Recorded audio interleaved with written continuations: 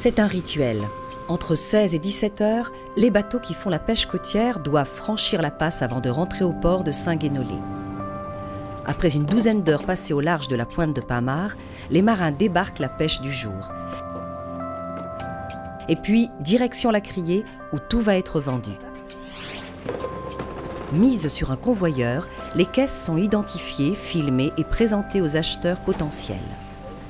La criée sert d'intermédiaire entre le bateau qui arrive à quai avec sa pêche et les mareyeurs, les magasins de marée donc, qui veulent acheter le poisson.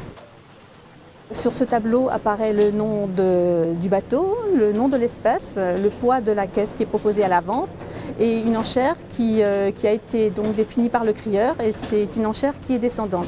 C'est-à-dire que le crieur va proposer un prix et l'enchère va commencer à descendre tout doucement jusqu'à ce qu'un mareyeur appuie sur son bouton poussoir pour acquérir le lot. Françoise travaille depuis 36 ans à la halle à marée de Saint-Guénolé.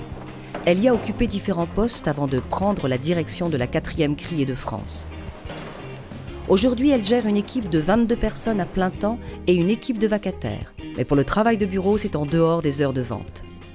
C'est pas un travail comme un autre. Au contraire, il faut aimer ce qu'on fait. Il faut aimer le milieu de la pêche. Il faut aimer avoir des horaires qui sont ceux de l'arrivée des bateaux, ceux des ventes de poissons. C'est pas un travail de bureau ordinaire.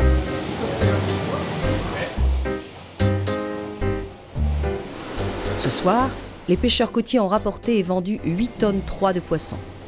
Pour autant, la criée ne s'arrête pas. La nuit tombée, il faut vider les cales de 2 bateaux hauturiers qui rentrent après 15 jours de mer. Ensuite, il faut trier le poisson, le calibrer et préparer les caisses. Toute la nuit, la criée restera en activité. Pour les bateaux hauturiers, la vente a lieu le matin à 6 heures. Dans l'immense chambre froide, Françoise est déjà au travail pour s'assurer du bon étiquetage.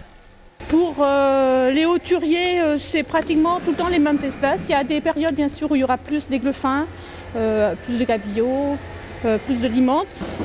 Pour les bolacheurs, la période de sardines, c'est du mois de mai au mois de septembre. Là, c'est vraiment spécifique sardines.